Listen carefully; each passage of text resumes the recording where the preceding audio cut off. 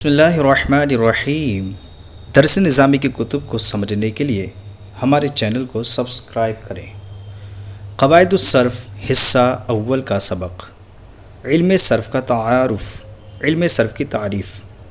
علم صرف ایسے اصول و قواعد کا نام ہے جن کے ذریعے ایک کلمے سے دوسرا کلمہ بنانے اور ان میں مختلف تبدیلیاں کرنے کے طریقے معلوم ہوں۔ یہ علم صرف کی تعریف ہے۔ یعنی علم صرف جو ہوتا ہے اس میں ایسے اصول و قواعد بیان کیے جائیں گے، ایسی باتیں بیان کی جائیں گی جن کے ذریعے آپ اگر چاہیں تو ایک کلمے سے دوسرا کلمہ بنا سکتے ہیں۔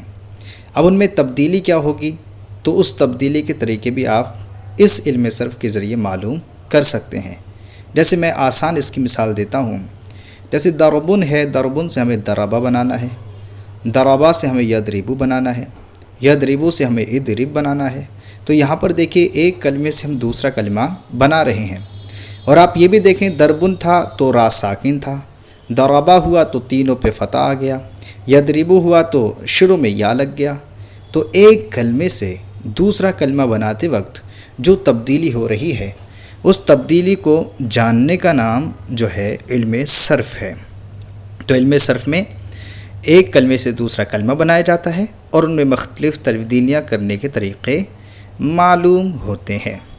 اب اس علم صرف کا موضوع کیا ہے؟ تو علم صرف کا موضوع جو ہے بتاتے ہیں، علم صرف کا موضوع کلمہ ہے صیغے کے اعتبار سے۔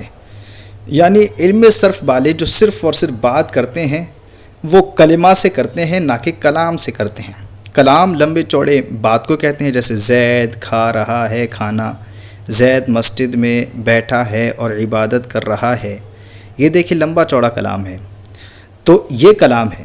لیکن اگر صرف زید کو لیا جائے، صرف کھا رہا ہے کو لیا جائے، مسجد کو لیا جائے یا میں کو لیا جائے، یہ کلمہ ہے۔ تو علم صرف والے جو بات کرتے ہیں وہ صرف اور صرف کلمہ سے کرتے ہیں، نہ کہ کلام سے کرتے ہیں۔ اور کلمہ بھی ایسا ہونا چاہیے جس کا کوئی معنی ہو۔ اگر کلمہ ایسا ہے جس کا کوئی معنی نہیں ہے تو وہ مہمل ہوگا، وہ موضوع کلمہ نہیں ہوگا۔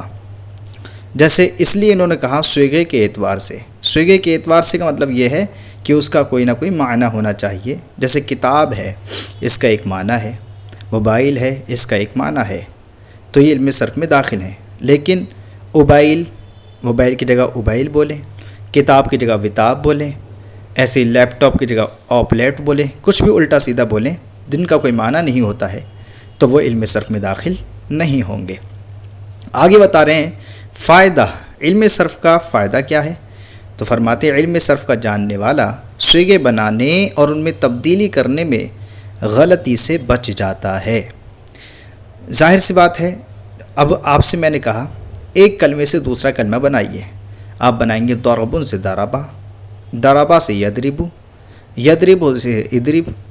میں کہوں گا آپ یہاں پر کہیں اگر کوئی غلطی کریں یا میں کہوں اس کو صحیح طریقے سے اسی طریقے سے بنانا ہے جیسے میں بناؤں، تو آپ کہیں گے کہ ہمیں تو معلوم ہی نہیں کیسے بنانا ہے۔ تو اب آپ کو جو چیز معلوم نہیں ہے، یعنی جو آپ غلطی کر رہے ہیں، اس غلطی سے بچا کیسے جا سکتا ہے؟ تو اس غلطی سے بچنے کا طریقہ بس یہ ہے کہ آپ علم صرف سیکھ لیں۔ یعنی اگر آپ نے علم صرف سیکھ لیا تو آپ کی جو غلطی ہو رہی تھی اس غلطی سے آپ بچ جائیں گے۔ اس لیے علم صرف کو سیکھا جاتا ہے اور یہی علم صرف سیکھنے کا فائدہ ہے۔ اب فرما رہے علم صرف کو صرف کیوں کہتے ہیں؟ تو فرمایا علم صرف کو صرف اس لیے کہتے ہیں کہ صرف کا لغوی معنی پھیرنا یا تبدیل کرنا ہے۔ چونکہ علم صرف میں ہم صیغوں کو پھیرتے اور تبدیل کرتے ہیں، اس لیے اس علم کو علم صرف کہتے ہیں۔ دیکھیے دو معنی ہوتے ہیں، دو تعریف ہوتی ہیں، ایک ہوتی ہے لغوی تعریف اور ایک ہوتی ہے اصطلاحی تعریف۔ جو اوپر آپ نے پڑھی تھی یہ تعریف، علم صرف کی تعریف، یہ اصطلاحی تعریف ہے، اور اس کی ایک جو لغوی یعنی لغت میں جو تعریف پائی جاتی ہے وہ ہے پھیرنا یا تبدیل کرنا۔ اب یہ بھی یاد رکھیں کہ جب بھی کسی بھی چیز کی اصطلاحی تعریف بنائی جاتی ہے تو اس کی تعریف یعنی اصطلاحی تعریف کہیں نہ کہیں لغوی تعریف سے میچ کرتی ہوتی ہے، تبھی وہ اصطلاحی تعریف بنائی جاتی ہے۔ جیسے مثال کے طور پر اسم کا معنی ہوتا ہے نام، لیکن اگر اس کی اصطلاحی تعریف کریں تو اصطلاحی تعریف یوں ہوگی: اسم وہ کلمہ ہے جو اپنا معنی خود بتائے اور تینوں زمانوں میں سے کسی زمانے سے ملا ہوا نہ ہو، جیسے زید، عمر، بکر، خالد۔ تو جو زید، عمر، بکر، خالد ہے، یہ بھی تو ایک نام ہے، اور یہ بھی جب نام ہے اور اسم کا معنی بھی نام تھا، مناسبت پائی گئی، اس لیے علم صرف کی تعریف اسم کی تعریف کرنا زید، عمر، بکر، خالد سے یہ درست ہے۔ اسی طریقے سے علم صرف کا معنی ہوتا ہے لغوی اعتبار سے پھیرنا، تبدیل کرنا، اور یہاں پر بھی آپ دیکھیں جو اصطلاحی تعریف کی گئی ہے اس میں بتایا گیا علم صرف ایسے اصول و قواعد کا نام ہے جن کے ذریعے سے ایک کلمہ سے دوسرا کلمہ بناتے ہیں، یعنی یہاں پر بھی ایک کلمے سے دوسرے کلمے کو پھیرا جا رہا ہے۔ جب پھیرنا یہاں پر بھی پایا گیا تو لغوی تعریف اور اصطلاحی تعریف دونوں میں پھیرنا پایا گیا، مناسبت پائی گئی، تو علم صرف کی تعریف بالکل درست ہے اصطلاحی، کیونکہ اس کا معنی بھی پھیرنا ہے۔ تو یہی اس کی وجہ بتائی ہے کہ علم صرف کو صرف اس لیے کہتے ہیں کیونکہ اس کا معنی پھیرنا یا تبدیل کرنا ہوتا ہے۔ اب علم صرف کا دائرہ کیا ہے؟ تو فرما رہے ہیں کہ علم صرف یہ شامل کس کس کو ہوتا ہے؟ یہ علم اسماء معربہ اور افعال متصرفہ کے ساتھ خاص ہے، لہٰذا جو اسماء اور افعال تصریف کو قبول نہیں کرتے، جیسے اسماء مبنیہ، اسماء اعجمیہ، اسماء اصوات، افعال جامدہ اور تمام حروف، وہ اس علم کی ابحاث سے خارج ہیں۔